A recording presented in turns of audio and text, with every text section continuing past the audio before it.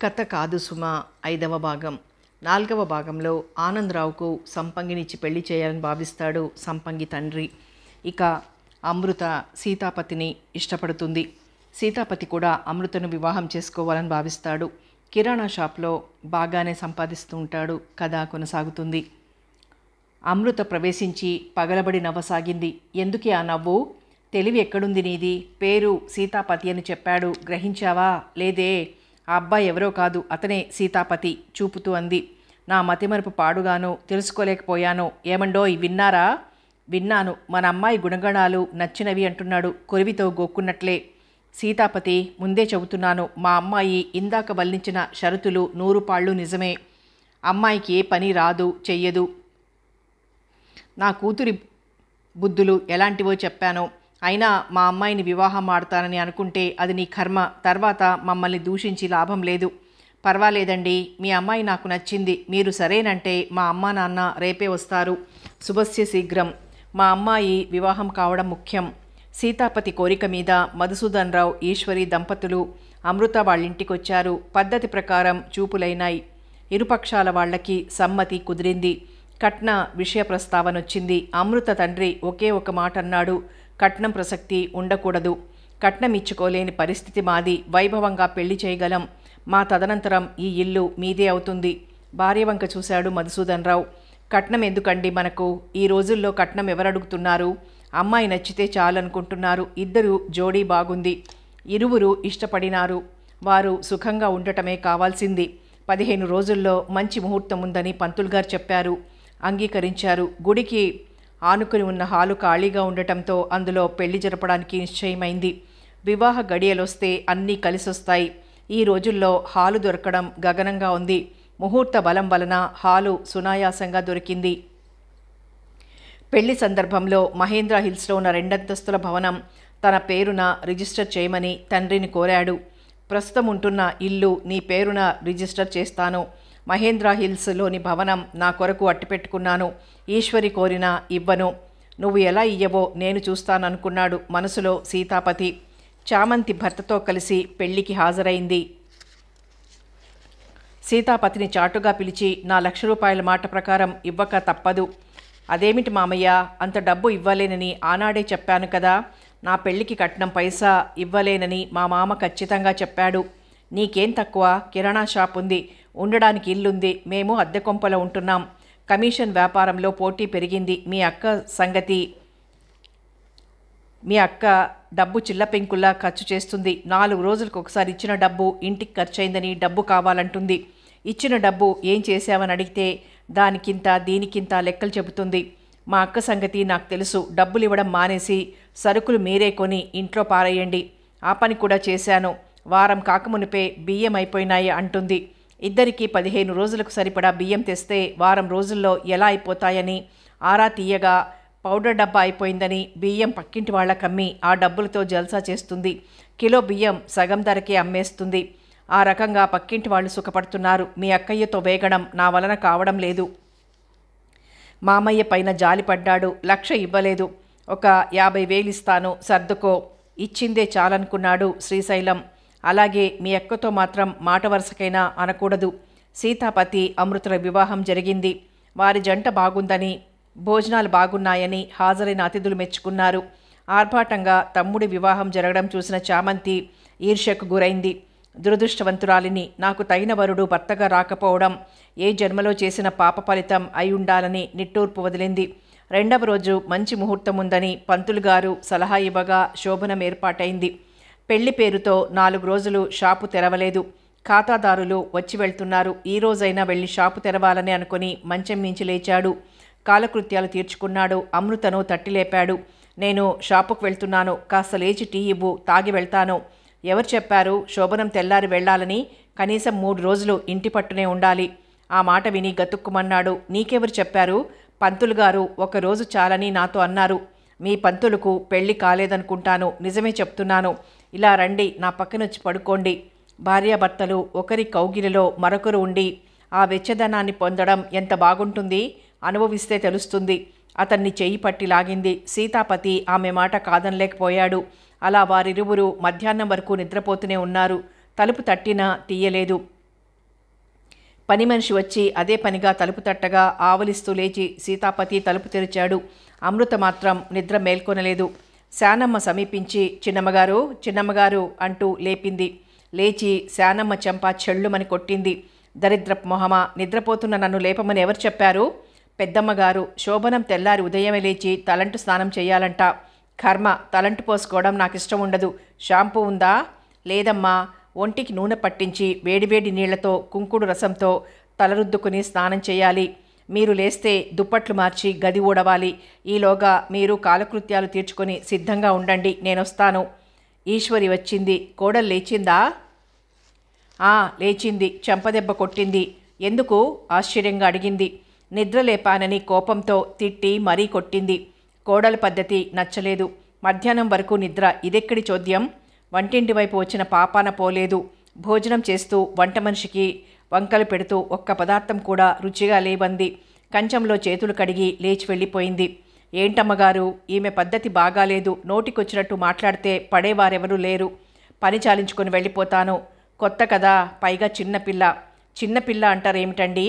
పెళ్ళై ఉంటే ఈ పాటికి 2 పిల్లల తల్లయి ఉండేది. ఆ తల్లి పని పాట నేర్పనట్లుంది. అచ్చూసిన ఆంబోతులా వ్యవహరిస్తోంది. తన అక్కసంతా వెళ్ళగక్కింది. ఈ మాటలు విని ఉంటే పెద్ద రాద్ధాంతమే జరిగేది. ఈశ్వరి లేచి కోడలు ఎక్కడుందో అని వెతికితే టీవీ ముందు కూర్చనుంది. ఎదురుగా మామగారున్నారన్న ఇంగిత జ్ఞానం లేదు. సీతాపతి షాప్ నుండి వచ్చాక కోడలు విషయం తెలుసుకోవాలి. ఆమె ప్రవర్తన మార్చుకోవాలని అతనితో చెప్పాలని ఈశ్వరి నిశ్చయించుకుంది. భర్తతో అమృత నడవడిక సంగతి తెలిపితే 2 రోజులు కాలేదు. అప్పుడే అత్తా కోడలు మధ్య సఖ్యత తగ్గిపోయిందా? ఇది మీ ఇద్దరి సమస్య. సఖ్యంగా ఉంటారో లేదో, తన్నుకుంటారో మీ ఇష్టం. దులపరించుకొని గదిలోకి వెళ్ళిపోయాడు మధుసూదన్ రావు. ఇంటిలో బజారుకు వెళ్ళినప్పుడల్లా అవి ఇవి భర్త తెచ్చుంచుతాడు. అతను మందు పుచ్చుకున్నప్పుడు తినడానికి అవసరమవుతాయి. సీతాపతి కూడా భార్యకు కావలసిన చిరుతిండ్లు తీసుకొస్తాడు. అటు మామగారి గదిలో నుంచి ఇటు భర్త గదిలోంచి ఆ చిరుతిళ్ళు ప్లేట్ నిండా తెచ్చుకొని బాసిం పట్టు వేసుకొని ఒళ్ళో పళ్ళెం పెట్టుకుని ఆ చిరుతిండ్లు తింటూ టీవీ చూస్తుంది. కోడలు ఏమీ పట్టనట్లు అలా టీవీకి అతుక్కుపోయి కూర్చోవడం ఆమెకు సుతారాము నచ్చడం లేదు. గొడవలవుతాయని ఈశ్వరి ఓపిక పడుతోంది. కానీ దినదినం అమృత ప్రవర్తన శృతిమించిపోతోంది. కొడుకుని పిలిచి అమృత గురించి మాట్లాడింది. అమ్మా, పొద్దున వెళ్తే రాత్రి 9 గంటలకు షాప్ మూసొస్తాను. భోజనం చేసి అలసిపోయిన నేను నిద్రకు దాసోహం అవుతాను. నీకు నచ్చిన విధంగా నీ కోడలికి పనులు నేర్పి నీ మార్గంలోకి వచ్చేలా ప్రయత్నించు. నాకు చెబితే నేనేం చేయగలను? అనుభవం గలదానివి. నీ నేర్పరితనంతో ఆమెను మార్చగలవని నాకు నమ్మకం ఉంది. అందుకేరా నా అసమర్థతను నీకు చెబుతున్నాను. నేను చెప్పి చూశాను. ముఖం కందగడ్డలా మార్చుకుని తాను విననట్లు వెళ్ళిపోయింది. అత్తగారు చెప్పింది వినాలన్న గౌరవం బొత్తిగా లేదు. అమృత అలవాట్ల గురించి మామయ్య తేట తెల్లంగా చెప్పాడు. ఎవరు చెప్పినా తన ప్రవర్తన మార్చుకోదు. మీరెవరు నాకు చెప్పాల్సిన అవసరం లేదని మొహం మీదనే అనేస్తుంది. కొన్నాళ్లు సహించమ్మా. కాలం గడిచిన కొలది ఆమె ప్రవర్తన మార్చుకోవచ్చును. మనమే వేచి చూడాలి. ఆమెలో మొండితనం జాస్తి. మనసుకు నచ్చని మాటలు ఎవరు చెప్పినా వినదుగాక వినదు. మొండితనం ఎక్కువ. ఇంటికి కోడలొస్తే నాకు సహాయపడుతుందని ఎంతో ఆశపడ్డాను. కానీ ఆ సోమరిపోతుని ఇంటికి తెచ్చుకున్నట్లు అనిపిస్తోంది. ఆమె తల్లిదండ్రులను రమ్మని చెబుదాం.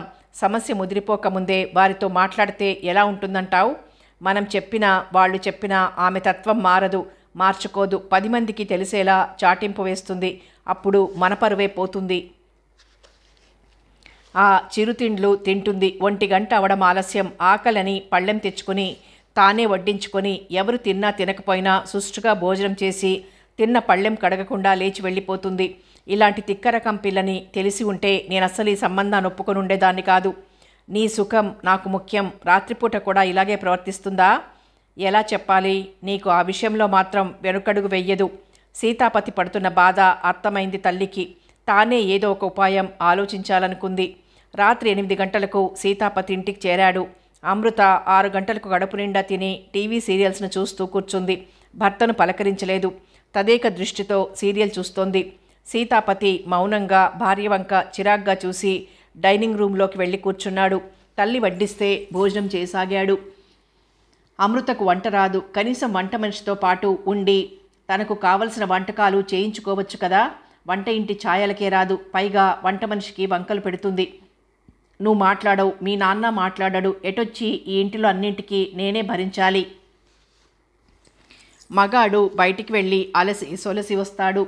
ఆ బాధలు మీకు గుర్తుకు రావు. ఇంట్లో ఉండి ఒకరి మీద ఒకరు తిన్నది అరగక తగ్గు పెట్టుకుంటారు.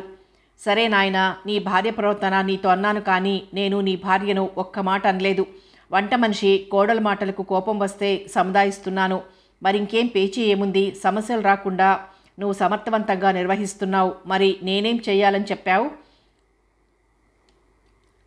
ఇంటిలో జరుగుతున్న విషయాలు చెప్పకపోతే ఎలా? రేపు మీరంతా నన్ను నేరం చేసిన దానిలా అంటారు. సీతాపతి భోజనం తినడం పూర్తి చేసి సింక్లో చేయి కడుక్కొని హాల్లోకి వచ్చాడు. అమృత, కాస్త వక్కపొడిస్తావా? సీరియల్ మంచి రసపట్టులో ఉంది. నేను లేవను, నాకు వక్కపొడి అలవాట్లేదు.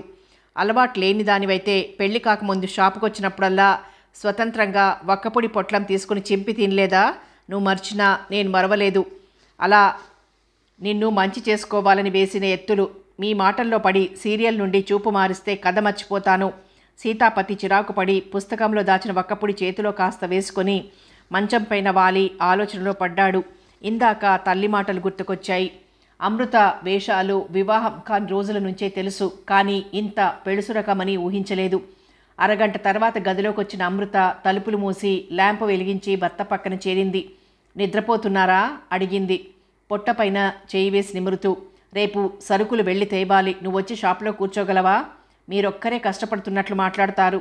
ఈ సమయం సరదాగా ఉండాల్సిన సమయమని గుర్తు చెయ్యాలా? అతని చెవిని సున్నితంగా కొరికింది. సీతాపతి అర్థం చేసుకుని పక్కకు తిరిగి ఆమెను కౌగిలించుకున్నాడు. శారీరక అవసరాలు తీర్చుకొని నిద్రకు ఉపక్రమించాడు. ఈశ్వరి గదిలోకి ప్రవేశించింది. మధుసూదన్ రావు ఆమె రాకను గమనించి, ఇంతసేపటి దాకా ఏం చేస్తున్నావు?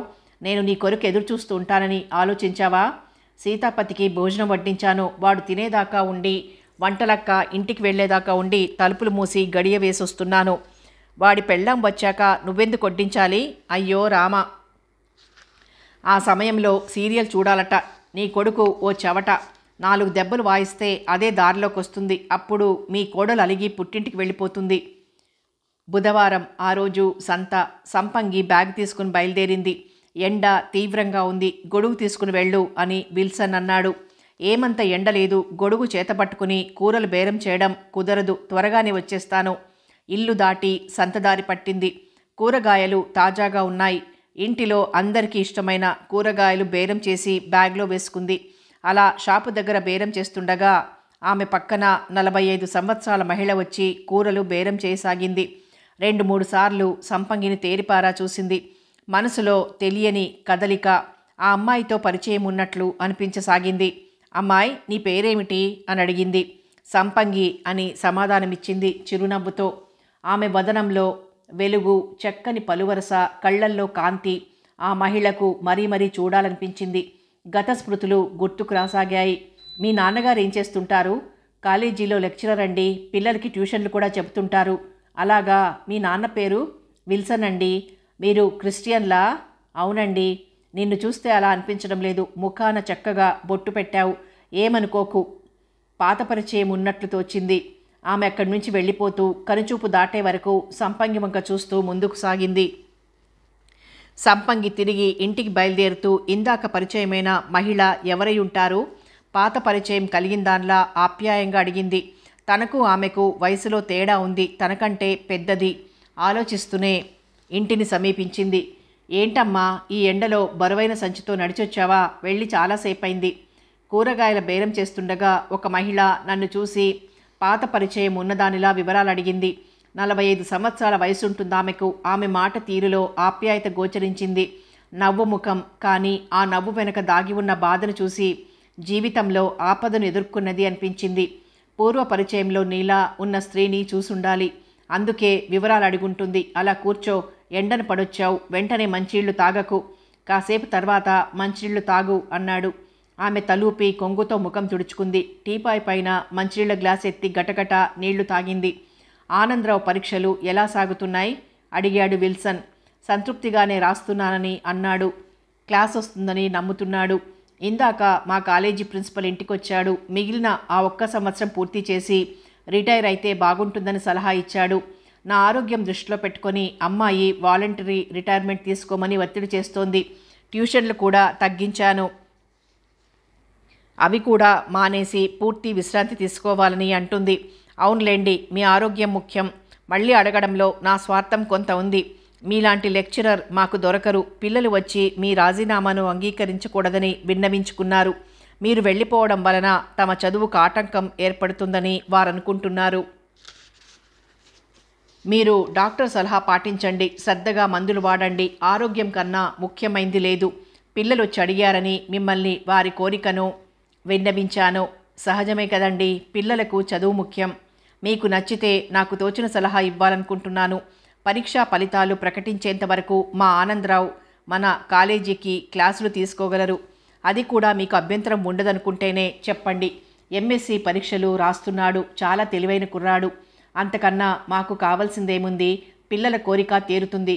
అతని పరీక్షా ఫలితాలు వచ్చాక మన కాలేజీలోనే ఉద్యోగం ఇవ్వగలం. సంతోషం. మీ మేలు మర్చిపోను. సెలవు. వస్తానండి. జాగ్రత్తగా ఉండండి. ప్రిన్సిపాల్ గారు వెళ్ళిపోయారు. నాన్న నా మనసుకు సంతోషం కలిగించారు.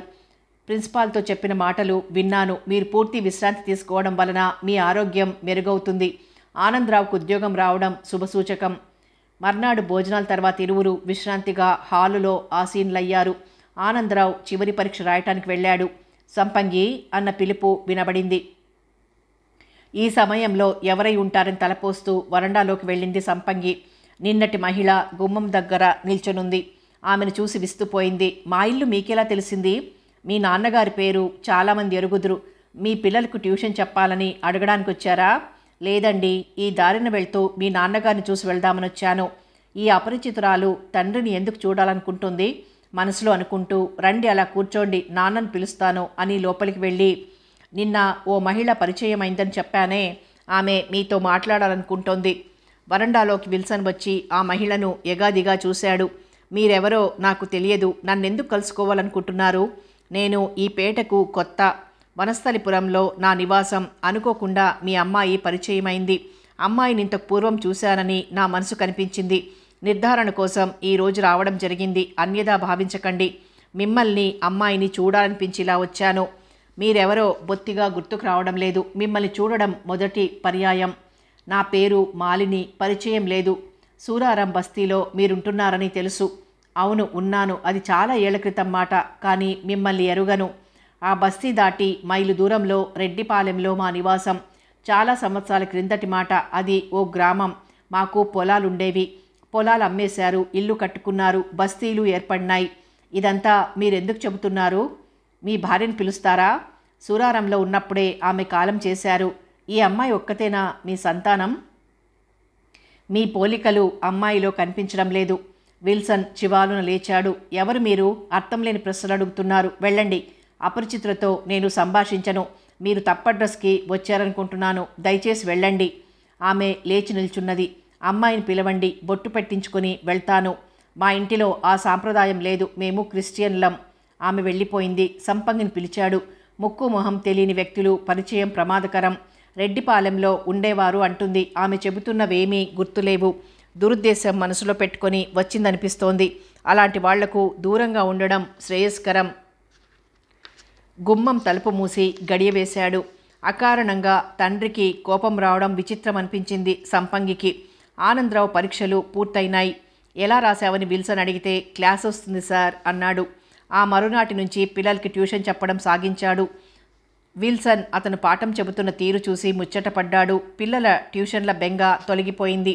పిల్లలను పంపి తన గదిలోకి వచ్చాడు. శుభ్రంగా ఎక్కడుండాల్సిన వస్తువులు అక్కడున్నాయి.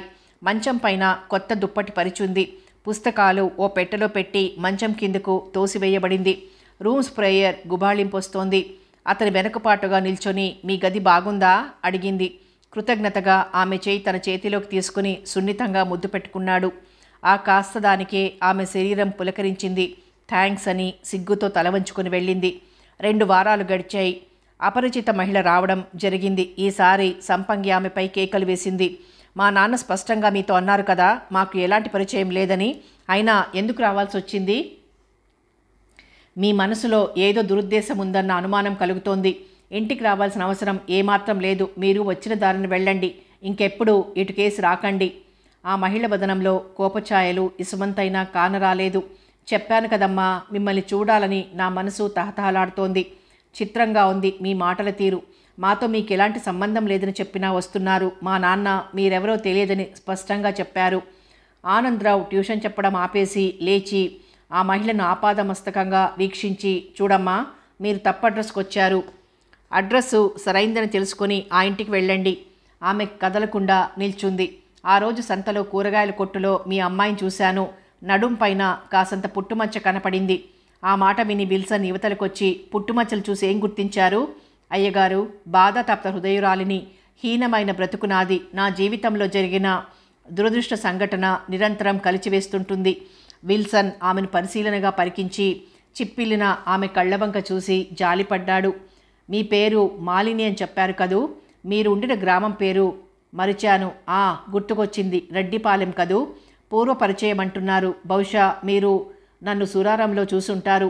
లేదండి, అప్పుడు కూడా మిమ్మల్ని ఎరుగను. చిత్రంగా ఉంది నీ మాట తీరు. పాత పరిచయం అంటారు, నన్ను చూడలేదంటారు. అయ్యగారు, నా గతాన్ని మీకు విన్నవించుకుంటాను. మాది జనగామ. రెడ్డిపాలెంలో ఉన్న మీనారెడ్డి గారితో నా వివాహం జరిగింది. అతని చెల్లెలు సుమతి పాలేరుతో లేచిపోయింది. నా భర్తకు చెల్లెలంటే ప్రాణం. ఆమె చేసిన దరిద్రపు పనికి వారి మనసు విరక్తి చెందింది. ఆమెను ద్వేషించాడు. ఆ కోపంలో నాతో అన్నాడు, నువ్వు మాత్రం ఆడపిల్లను కనకూడదు, ఆడపేరు వినిపించకూడదు. ఒకవేళ నీకు ఆడపిల్ల పుడితే చంపేయి అన్నాడు పళ్ళు నూరుతూ. నాలో భయం ప్రవేశించింది. అమ్మాయి పుడితే ఎలా? కన్న తీపితో పసిపిల్లను చంపగలనా? భగవంతుడా, నాకు ఈ పరీక్ష ఎందుకు? అసలు పిల్లలే పుట్టకూడదు అని ప్రార్థించాను. రోజు వేడుకునే దానిని దినదిన గండంలా ఉండేది. ఈ ఒక్క విషయంలో తప్ప నా భర్త స్వతహాగా సుగుణాభిరాముడు. నేను గర్భం ధరించాను. భర్త ఎంతో ఆనందించాడు. మగపిల్లవాడు పుడతాడన్నాడు. పురోహితుల వారు నా జాతకం చూసి పుత్ర సంతానం కలుగుతుందని చెప్పాడు. మురిసిపోయాను. కాలు కింద పెట్టనీయకుండా నాకు సేవలు చేశాడు.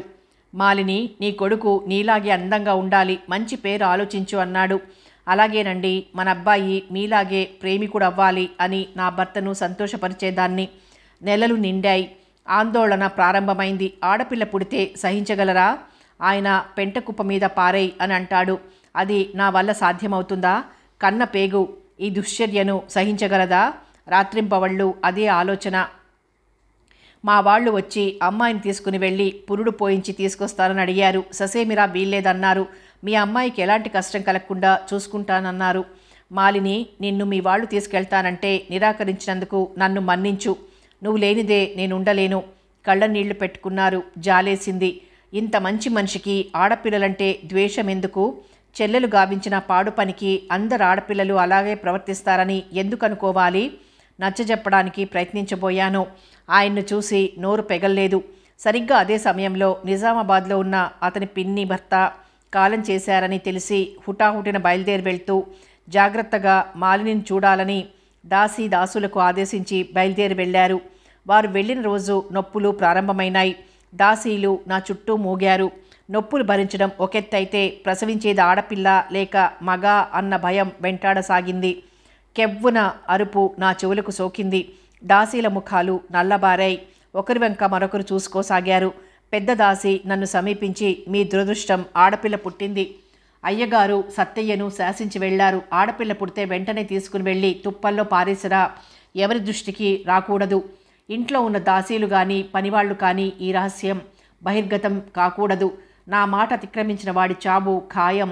మాలిని కన్నీళ్లు ధారాపాతంగా కారాయి. ఒక్కసారి లైట్ వెయ్యండి, పాపను చివరిసారి చూస్తాను అన్నాను. సత్తయ్య పాపను చూపించాడు. కడిగిన ముత్యంలా ఉంది. నడుము దగ్గర కాసంత పుట్టుమచ్చ. తల గిర్రును తిరిగింది. మూర్ఛపోయాను. సత్తయ్య ఎప్పుడు వెళ్ళాడో తెలియదు. దాసీల సపర్యలతో కళ్ళు తెరిచాను. ఆ చీకట్లో సత్తయ్య పాపను తీసుకెళ్లాడు. రెడ్డిపాలెం దాటాక అడవి ఉంది. అక్కడ పారేసొచ్చాడు. పెద్ద దాసిని పిలిచాను. ఆమె మెల్లిగా నడిచి నన్ను సమీపించింది. సత్తయ్య వచ్చాడా అడిగాను. వచ్చి చాలాసేపైంది. ఇంటికి వెళ్ళాడు. వేడి నిట్టూర్పు విడిచాను. భగవంతుడు ఎంత కఠినాత్ముడు! నాకు ఈ దురవస్థ ఎందుకు కలగాలి? నా మనసు ఎలా అంగీకరించింది? ఆ పాప నా కళ్ల ముందు నిలిచింది. ఏం గ్రహచారం! కడుపులోనే ప్రాణం లేని బిడ్డ ప్రసవించి ఉంటే ఈ బాధ కలిగేది కాదు. సత్తయ్య స్నానం చేసొచ్చాడు. సత్తయ్య ఆడపిల్ల కలిగిన వార్త తెలిపాడు. మంచి పనిచేశావు అన్నాడు. అమ్మగారు ఎలా ఉన్నారు? ఏం చెప్పమంటారు? ఆమె నుండి పాపం తీసుకుని వెళ్తుంటే నిర్వీర్యురాలై చూస్తూ ఉండిపోయింది. ఎందరం ఓదార్చినా ఆమె దుఃఖం ఆగలేదు. సత్తయ్య చెప్పింది విని మీనారెడ్డి ఆలోచనలో పడ్డాడు. తన చెల్లెలు చేసిన పాపానికి తన భార్యను శిక్షించడం అన్యాయంగా తోచింది. సదా తనను ఆరాధించే మాలినికి తన అవివేకం వలన ద్రోహం చేశాను, తప్పు చేశాను, సరిదిద్దుకోవడం తక్షణ కర్తవ్యం. పెద్దదాసి ఫోన్ ఎత్తి అయ్యగారు పిలుస్తున్నారని సత్తయ్యకు చెప్పింది. నువ్వు వెంటనే పాపను ఎక్కడ పారేశావో వెతికి ఇంటికి తీసుకొనిరా. మీ అమ్మగారి మనసు కుదుటపడుతుంది. సత్తయ్య మరొక జతగాడిని తీసుకుని ఆ చీకట్లో టార్చ్ లైట్లతో ఆ అడవిలో వెతకసాగారు. పాపను ఎక్కడ పారేసింది గుర్తుకు రాలేదు. మూల మూలలా గాలించసాగారు. గంటలు గడిచినాయి. ఎక్కడా పాప జాడ చిక్కలేదు. అన్న పాపనేదైనా నోట ఖర్చుకుని వెళ్ళిపోయి ఉంటుంది. సత్తయ్యకు భయం వేసింది.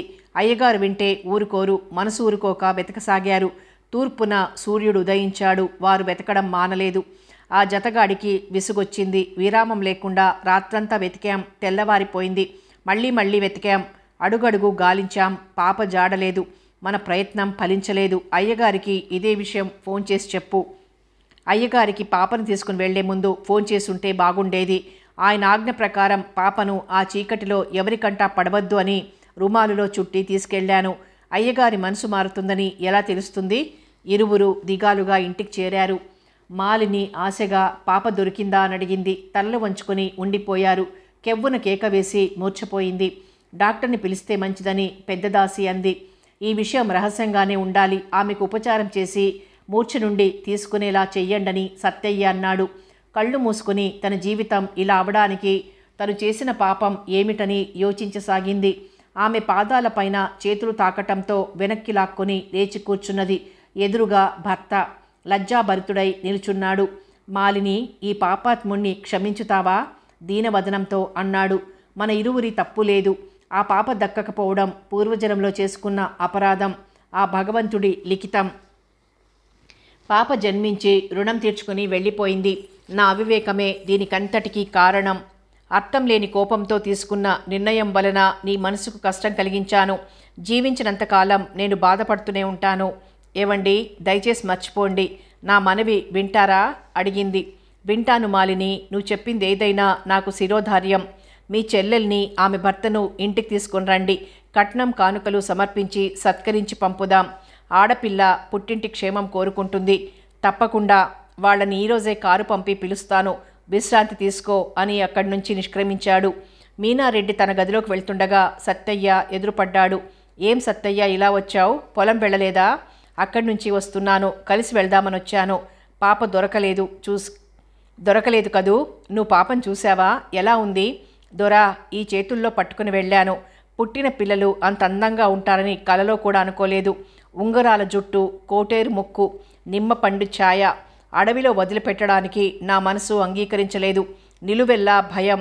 మీ ఆజ్ఞను ధిక్కరించలేక కళ్ళు మూసి నా పంచపరిచి పాపను పడుకోబెట్టాను. నల్లటి కనుపాపలు నా వంక చూశాయి. గుండె గుబేలు మంది.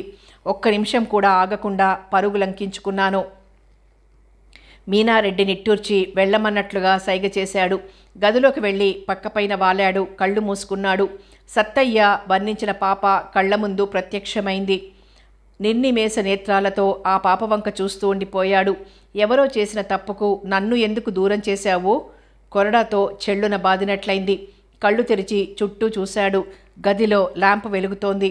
అంతటా నిశ్శబ్దం. లేచి కూర్చున్నాడు. నేరస్తుడివి అని మనసు ఘోషించసాగింది. తల భారంగా తోచింది. మంచినీళ్ల గ్లాసుతో నీళ్లు తాగాడు. మంచం దిగి నెమ్మదిగా అడుగులు వేసుకుంటూ గది ఈవలకు వచ్చి భార్య నిద్రిస్తున్న గదిలోకి వెళ్ళాడు. నిద్రపోతోంది. చెంపలపైన కన్నీటి చారికలు. గిరుక్కున వెనుదిరిగి హాల్లోకొచ్చాడు. సోఫాలో కూర్చున్నాడు. మనసంతా కలవరపాటు. బలవంతంగా కళ్ళు మూసుకున్నాడు. వెనక్కి వాలి నిద్రపోవడానికి ప్రయత్నించాడు. మరునాడు ఉదయం పెద్దదాసి హాల్లోకి వచ్చి సోఫాలో నిద్రిస్తున్న అయ్యగారిని చూసి నిద్రాభంగం కలగకూడదని చడీ చప్పుడు కాకుండా పెరట్లోకి వచ్చింది. సత్తయ్యని కేకేసి పిలిచింది. మీ దొర హాల్లోని సోఫాలో నిద్రిస్తున్నారు. పాపం రాత్రి నిద్ర పట్టనట్లుంది. సమయం 8 అవుతోంది. 9 గంటలకి పంచాయతీ ఆఫీసుకు వెళ్ళాలి. ఎరువుల గురించి ప్రెసిడెంట్తో మాట్లాడాలి. వెంటనే నువ్వు వెళ్లాల్సి ఉంటుంది. వెళ్ళి నిద్ర మేలుకొలుపు. సత్తయ్య చిన్నగా దొరగారు అని పిలిచాడు. రెండోసారి పిలుపుకు కళ్ళు తెరిచి చుట్టూరా పరికించి ఇదేమిటి సోఫాలోనే నిద్రపోయానా అనుకున్నాడు. దొరగారు, 9 గంటలకు మీరు పంచాయతీ ఆఫీస్కు వెళ్ళాలి కదా? అవును, గుర్తుంది. డ్రైవర్ వచ్చాడా? వచ్చాడయ్యా, ఛాయ్ తాగుతున్నాడు. సరే, కాలకృత్యాలు తీర్చుకొని స్నానం చేసొస్తాను. వంట మనిషికి టిఫిన్ సిద్ధం చేయమని చెప్పు. అమ్మగారు లేచారా? లేచారండి. స్నానం చేసి దేవుడి పట్టం ముందు దీపం వెలిగించి దండం పెట్టుకుంటుంది. సత్తయ్య తోడుగా కారులో పంచాయతీ ఆఫీస్కి వెళ్ళి ప్రెసిడెంట్ను కలిశాడు మీనారెడ్డి. ఆయనని సాదరంగా ఆహ్వానించాడు. వారితో ఎరువుల సరఫరా గురించి చర్చించాడు. సకాలానికి ఎరువుల సరఫరా చేయబడితే పంటకు నష్టం కలగదు. ప్రభుత్వంతో చర్చించి ఎరువుల సరఫరా జరిగేలా చూడండి. తప్పకుండా నేను ఎమ్మెల్యే గారిని కలిసి గుర్తు చేస్తాను. ప్రెసిడెంట్ దగ్గర సెలవు తీసుకుని కారులో ఇంటికి బయలుదేరాడు. మధ్యదారిలో హఠాత్తుగా చలివేయగా శాలువా తీసుకొని కప్పుకున్నాడు. వణుకు తగ్గలేదు, సరికదా మరింత పెరిగింది. త్వరగా కారు తోలమన్నాడు. వేగంగా ఇంటికి చేరింది. కారులో డాక్టర్ గారిని తీసుకొని రమ్మని ఆదేశించి గదిలోకి వెళ్ళి శాలువా తీసేసి రగ్గు వంటి నిండా కప్పుకున్నాడు. పావుగంట తరువాత డాక్టర్ ప్రవేశించాడు. మీనారెడ్డిని పరీక్షించాడు. జ్వరం 104 ఉంది. వాతావరణం మార్పు, నీళ్ల మార్పు కారణమయ్యుంటుంది. మెడిసిన్ బాక్సులో నుంచి ఇంజెక్షన్ ఇచ్చాడు. కొన్ని మాత్రలు ఇచ్చి రోజు 3 పూటలా వేసుకోవాలని, గోరువెచ్చటి నీటిని తాగమని సలహా ఇచ్చాడు. గంట తర్వాత ఇంజెక్షన్ వలన జ్వరం 100 దగ్గర ఆగింది. కాస్త నయం అనిపించింది. వేడివేడి చారుతో కలిపిన అన్నం తిన్నాడు. మాత్ర వేసుకున్నాడు. భర్త అనారోగ్యం తెలిసి ఆందోళన పడుతూ గదిలోకి వెళ్ళింది. ఆమెను చూడగానే కంగారు పడుతూ, నువ్వెందుకొచ్చావు? బాలింతరాలివి, దూరంగా ఉండాలి. డాక్టర్ వచ్చి చూశాడు. ఇప్పుడు పర్వాలేదు, నన్ను ఎవరూ లేపకండి, నిద్రపోతాను. దుప్పటి మెడ వరకు కప్పుకున్నాడు. సత్తయ్య థర్మామీటర్తో పరీక్షించాడు. నార్మల్ మీద 1 డిగ్రీ ఎక్కువ ఉంది. సాయంత్రం 5 గంటలప్పుడు సత్తయ్య అయ్యగారి గదిలోకి వెళ్ళి చూడగా మీనారెడ్డి మూలుగుతున్నాడు. చేత్తో తాకి చూడగా నిప్పులా ఉంది శరీరం. డాక్టర్ గారికి ఫోన్లో కబురు వెళ్ళింది. డాక్టర్ వచ్చి పరీక్షించాడు. మీరు హాస్పిటల్లో అడ్మిట్ కావడం మంచిది. వైరల్ ఫీవర్లా తోస్తోంది. మీనారెడ్డిని కారులో హాస్పిటల్కి తీసుకుని వెళ్ళారు. అప్పటికే ఆయనకి ప్రత్యేక గది కేటాయించబడింది. 2 డాక్టర్లు వచ్చి నిశితంగా పరిశీలించారు. వైరల్ ఫీవర్గా అనుమానించారు. ప్రిస్క్రిప్షన్లో కొన్ని టెస్టుల పేర్లు రాశారు. నర్సును పిలిచి తడిగుడ్డతో ఒళ్ళు తుడుస్తుండాలని చెప్పారు. పాల భాగం మీద తడిపిన క్లాత్ వేశారు. మందులు మార్చి సెలైన్ ఎక్కించారు. జ్వర తాపానికి మూలుగుతున్నాడు. శరీరమంతటా ఒళ్ళు నొప్పులు. గంటకు డాక్టర్లు వచ్చి పరీక్షించి వెళ్తున్నారు. పరిస్థితి అలాగే ఉంది. జ్వరం 102 దగ్గర నిలిచింది. ఎన్నో మందులు మార్చినా జ్వరం తగ్గడం లేదు. ఈలోగా టెస్టు రిపోర్ట్లు వచ్చాయి. విషజ్వరంలా ఉంది. సీనియర్ డాక్టర్ గారు వచ్చారు. ఆయనను పరీక్షించి వైరల్ ఫీవర్ తొందరగా తగ్గదు, ట్రీట్మెంట్ కంటిన్యూ చేయండి అన్నారు. మాలిని భర్త జ్వరం తగ్గలేదని తెలిసి కంగారు పడింది. సత్తయ్యకు ఫోన్ చేసి భర్త పరిస్థితి తెలుసుకోసాగింది. చింతాక్రాంతురాలై దిక్కుతోచక కన్నీళ్లు కార్చింది. పెద్దదాసి వచ్చి, అమ్మగారు మీరు బెంగ పెట్టుకోకండి, మీ ఆరోగ్యం అంతంత మాత్రం, అయ్యగారు త్వరలోనే కోలుకోగలరు, ధైర్యం నూరిపోసింది. మీనారెడ్డి శరీర పరిస్థితి అలానే ఉంది. జ్వరం వస్తూనే ఉంది. డాక్టర్లు రిపోర్టులు మార్చి పరీక్షించసాగారు. అంతు పట్టడం లేదు. మందులు వాడుతున్నా జ్వరం తగ్గకపోవడం టైఫాయిడ్ అయ్యుండాలని అందుకు మందులు మార్చిచ్చారు. అయినా ఫలితం లేకుండా పోయింది. అక్కడి నుంచి ఆయనని సూపర్ స్పెషాలిటీ హాస్పిటల్కు తీసుకువెళ్ళి అడ్మిట్ చేశారు. అతన్ని ఐసీయూలో ఉంచారు. మాలిని భర్తను చూడాలని మనసులో తహతహలాడుతోంది. 11వ రోజు మాలిని శరీరానికి పసుపు రాసి నూనెతో శరీరాన్ని మర్దన చేశారు. వేడి నీళ్లలో వావిలాకు వేసి మరగబెట్టారు. తలంటి కొన్ని చన్నీళ్లు సమపాళ్లల్లో కలిపి స్నానం చేయించారు. శరీరం తేలికగా అనిపించింది. వంట మనిషి నాటుకోడి కూర చేసి భోజనం తయారు చేసింది. ఆకలిగా ఉందనిపించి సుష్టుగా భోజనం చేసింది. భర్తకి ఎలా ఉందో అని బెంగ. 10 రోజులు దాటాయి. శరీరంలో మార్పు రాలేదు. భర్తను చూడాలనిపించింది. మరునాడు వద్దని వారించినా వినకుండా కారులో హాస్పిటల్కు చేరుకుంది. ముందుగా డాక్టర్ గారిని కలిసి భర్త పరిస్థితి గురించి విచారించింది. వైరల్ ఫీవర్తో బాధపడుతున్నారు. ఈ ఫీవర్ తగ్గినట్లే తగ్గి జ్వరం పెరిగిపోతోంది. రేపు స్పెషలిస్ట్ వస్తున్నారు. ఆయనను పరీక్షించి ఏం చెప్తారో చూడాలి. భర్తను ఎవరు కాదన్నా చూసి రావాలనుకుంది మాలిని. సాయంత్రం 5 గంటలకి కారులో హాస్పిటల్లో చేరుకుంది. ముందుగా డాక్టర్ని కలిసి భర్త ఆరోగ్య పరిస్థితి గురించి అడిగింది. వైరల్ ఫీవర్తో బాధపడుతున్నాడు. ఇలాంటివి వస్తే త్వరగా తగ్గవు. మందులు పనిచేస్తున్నట్లే తగ్గి తిరిగి జ్వరం రావడం ఈ జబ్బుకున్న లక్షణం. నేనొకసారి చూడాలని అనుకుంటున్నాను, అనుమతి ఇవ్వండి. నర్సును పిలిచి, వీరు మీనారెడ్డి గారి భార్య, భర్తను చూడాలనుకుంటుంది, వెంట తీసుకుని వెళ్ళండి. ఎక్కువసేపు ఉండకూడదు, పలకరించకండి, మాట్లాడతారు.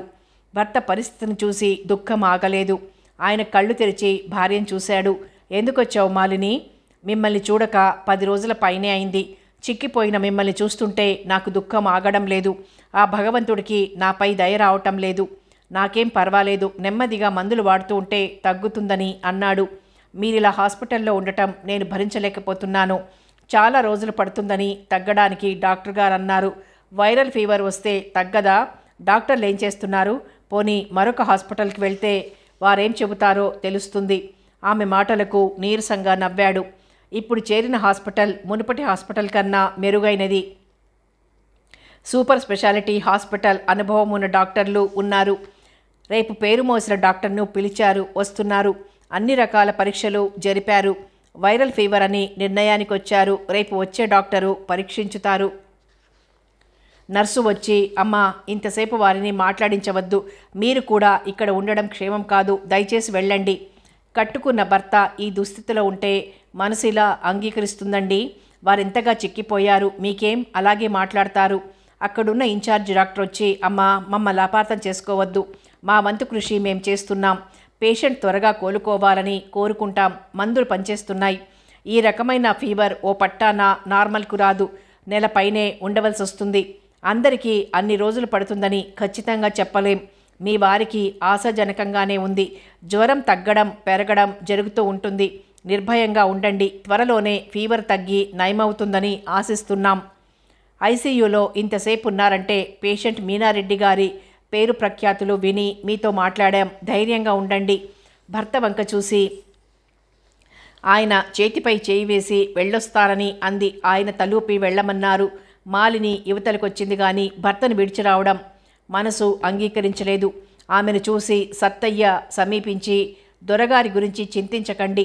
నేను సోమయ్య ఇరువురం ఇక్కడే వంతుల వారీగా ఉంటున్నాం. డ్రైవర్ వచ్చి, అమ్మగారు హాస్పిటల్లో ఇంతసేపు ఉండకూడదు. కారు బయలుదేరింది. భర్త గుర్తుకొస్తున్నాడు. అందగాడైన భర్త ముఖం పాలిపోయి ఉండటం చూసి గుండె పిండేస్తోంది. ఆయన బాధపడుతున్నారు కూడా. ఆ పాపమే ఆయన చుట్టుకుందా? లేదు. వారు త్వరగా కోలుకోవాలని రేపు ఉదయం పూట స్నానాది కార్యాలు ముగించి 1000 సార్లు ఆ స్వామి నామస్మరణ గావిస్తాను. టిఫిన్ తినను, పాలు మాత్రం తీసుకుంటాను. భర్తకు తగ్గి ఇంటికొచ్చే వరకు భగవన్నామ స్మరణ చేయడం వలన నా భర్తను ఆ స్వామి చల్లగా చూడాలి. మాలిని ఇంటికి చేరుకుంది. మనసంతా దిగులు, అంతా శూన్యంలాగా కనిపించసాగింది.